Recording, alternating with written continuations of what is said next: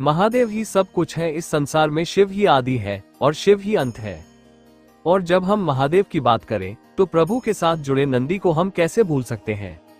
जहां पर भगवान शिव की पूजा होती है उस स्थान पर नंदी की भी पूजा होती है।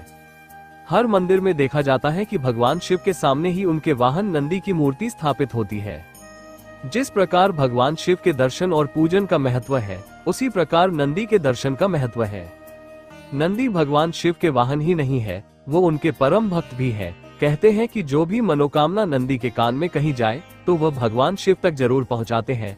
आपने देखा होगा कि नंदी मंदिर के बाहर विराजमान होते हैं। कहा जाता है कि नंदी बाहर इसलिए विराजमान होते हैं ताकि भक्त आसानी से उन तक अपनी बात पहुंचा सके।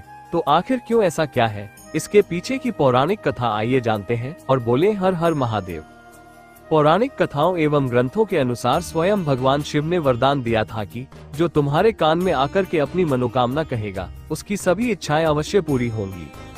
पुराणों के अनुसार नंदी शिलाद ऋषि के पुत्र थे और शिलाद ऋषि थे ब्रह्मचारी। दरअसल हुआ यूं कि ब्रह्मचारी व्रत का पालन करते करते ऋषि शिलाद के मन में भय हो गया कि उनके बाद उनका वंश समाप्त हो जाएगा।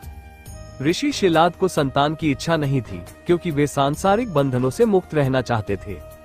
एक बार उन्होंने भगवान शिव की तपस्या की और उनसे एक पुत्र की याचना की जो अमर और दिव्य हो। अगले ही दिन जब ऋषि शिलाद पास के खेत से गुजर रहे थे तो उन्हें वहां एक नवजात बच्चा मिला। बच्चे का मुख बेहद ही मनमोहक और लुभावना था। ऋषि बच्चे को देख बहुत खुश हुए और यह सोचकर इधर उधर देखने लगे कि इतने प्यारे बच्चे को इस हाल में यहाँ छोड़कर कौन चला गया। तभी भगवान शिव की आवाज आई और उन्होंने कहा, शिलाद यही है तुम्हारा पुत्र। अब तो ऋषि शिलाद की प्रसन्नता का कोई ठिकाना ही नहीं रहा। वो उसे अपने साथ अपने घर ले आए और उसका लालन पालन करने लगे। देखते देखते नंदी बड़ा हो गया। एक दिन ऋषि शिलाद के घर 2 सन्यासी आए। ऋषि शिलाद की आज्ञा से नंदी ने दोनों सन्यासियों का खूब आदर सत्कार किया, उन्हें भोजन कराया। ऋषि शिलाद के घर मिले इस सेवा भाव से दोनों सन्यासी अत्यधिक प्रसन्न हुए। उन्होंने ऋषि शिलाद को दीर्घ आयु का आशीर्वाद दिया, लेकिन नंदी जिसने उनकी तन मन से सेवा की थी उसके लिए एक शब्द भी नहीं कहा। सन्यासियों द्वारा ऐसा किए जाने पर ऋषि शिलाद को आश्चर्य हुआ। अपनी जिज्ञासा को शांत करने के लिए ऋषि शिलाद ने सन्यासियों से ऐसा करने के पीछे की वजह पूछी। तब सन्यासियों ने बताया कि आपके इस पुत्र की आयु बहुत कम है, इसलिए हमने इसे कोई आशीर्वाद नहीं दिया। नंदी ने सन्यासियों की यह बात सुन ली। जब नंदी को अपनी अल्प आयु होने के बारे में पता चला तो महादेव के आराधना से मृत्यु को जीतने के लिए वन में चला गया और वहां जाकर उसने शिव का ध्यान करना शुरू कर दिया। भगवान शंकर नंदी के तप से प्रसन्न हो गए और उसे वरदान दिया कि नंदी तो मृत्यु और भय से हमेशा हमेशा के लिए मुक्त हो। मैं तुम्हें अजर और अमर होने का वरदान देता हूँ। नंदी कैलाश पर भगवान शिव की निरंतर सेवा और आराधना करने लगा। एक दिन ऋषि शिलाद महादेव के पास एक अजीब विडंबना लेकर पहुंचे।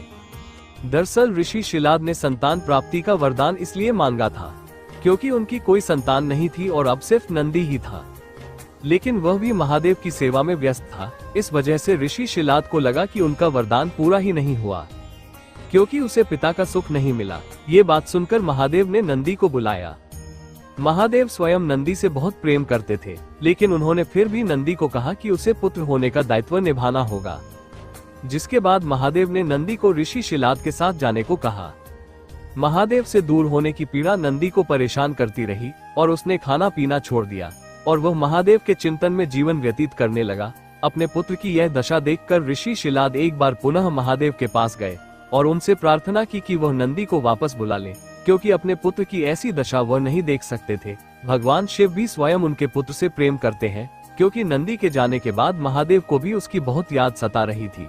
वह नंदी से अतुलनीय प्रेम करते हैं।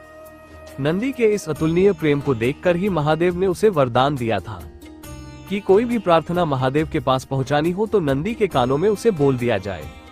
ये प्रार्थना सीधा महादेव तक पहुंच जाएगी। यहाँ तक कि माता पार्वती ने भी भगवान शिव तक संदेश पहुंचाने के लिए नंदी के कान में ही बोला था। नंदी सदैव भगवान शिव के साथ ही रहते हैं। इसके बाद देवों के देव महादेव ने माता पार्वती की सम्मति से सभी गणों गणेश और वेदों के समक्ष गणों के अधिपति के रूप में नंदी का अभिषेक करवाया। तो इस प्रकार नंदी बने नंदेश्वर। इस कथा से हमें ये पता चलता है कि महादेव अपने सच्चे भक्तों को कभी अकेला नहीं छोड़ते। पौराणिक मान्यताओं के अनुसार बाद में मरुतों की पुत्री सुयशा के साथ उनका विवाह हो गया। कहते हैं शिव ने ही नंदी को वरदान दिया था कि जहां उनका निवास होगा वहां नंदी भी हमेशा विराजमान रहेंगे। इसलिए हर शिव मंदिर में शंकर परिवार के साथ साथ नंदी जी विराजमान होते हैं। तो ये थी नंदी की कहानी, जो बाद में नंदीश्वर बने। मन साफ हो और भगवान के प्रति आस्था सच्ची हो तो मनुष्य का उद्धार हो सकता है। तो बोलो हर हर महादेव। इस वीडियो को लाइक और शेयर करना ना भूलें। साथ ही भगवान के अद्भुत कथाओं के बारे में जानने के लिए हमारे चैनल को सब्सक्राइब करना न भूलें।